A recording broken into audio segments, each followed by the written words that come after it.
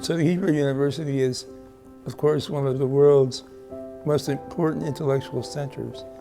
I think it stands for intellectual tenacity, great sense of importance culturally to both Israel and the entire region, and in fact, the world. Well, it's a great university, and it has produced great scientists and scholars, but my personal relationship to it is indirect, mainly through the people there. I see it as a crown of Jerusalem because it's really an institute with a lot of vision, a lot of horizons that it's opening, scientific, but especially in my field regarding philosophy. And I'm very happy that Jerusalem has such a good university up there.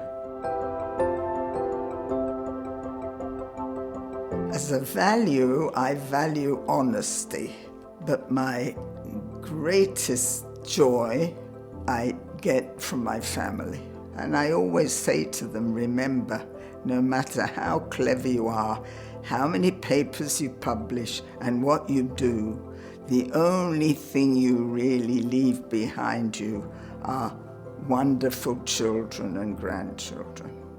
As a scientist, I think one of the most important values that we can give to our students and our mentees is a combination of passion for what we're doing and for the scientific research that we do, and compassion for them as trainees. One of my leading values is ethics, to try to find the connection and the cooperation between ethical life and religion, faith, and being observers. I think compassion would be near the top, empathy and equity for all peoples in the world.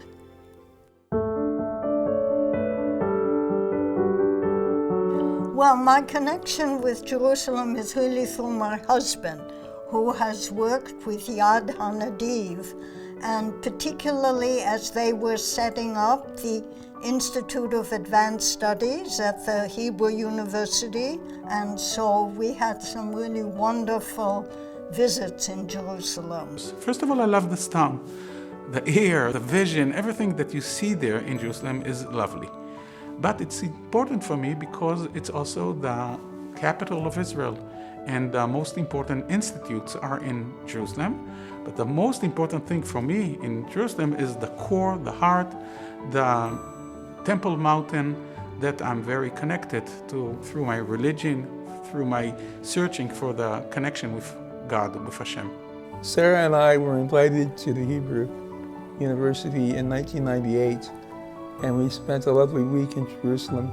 As first-time visitors to Israel, we were struck by the dynamism of Jerusalem and by its unfathomable mysteries as we wandered through the old town.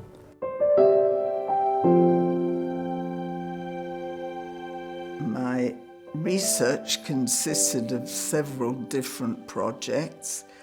The one that contributed directly to making it a better world for some people was the drug I developed for treating patients with Alzheimer's disease. I think one of the greatest feelings of satisfaction I had when I began to have letters from people all over the world telling me how much this drug had helped them. I'm actually educating the next generation and trying to make my students and other students and better citizens and residents and people in the world.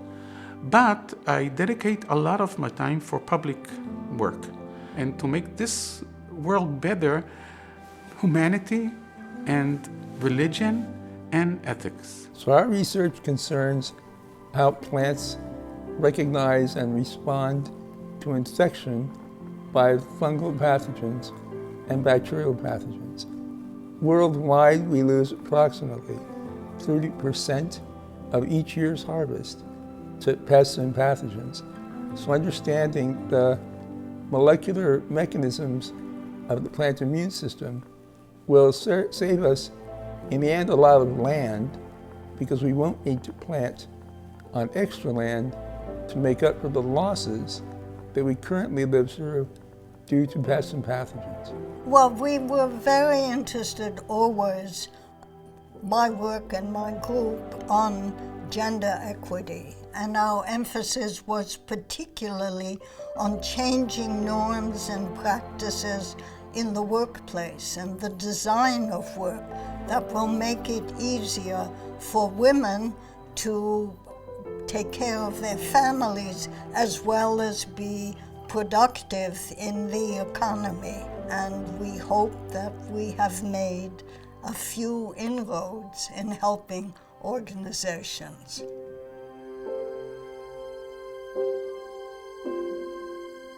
Don't go into research unless you have a driving curiosity.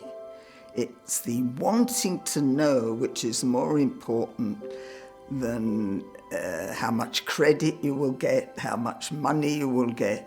You have to enjoy it because it's a very frustrating process. But believe me, if you're successful, it beats quite a lot of other things.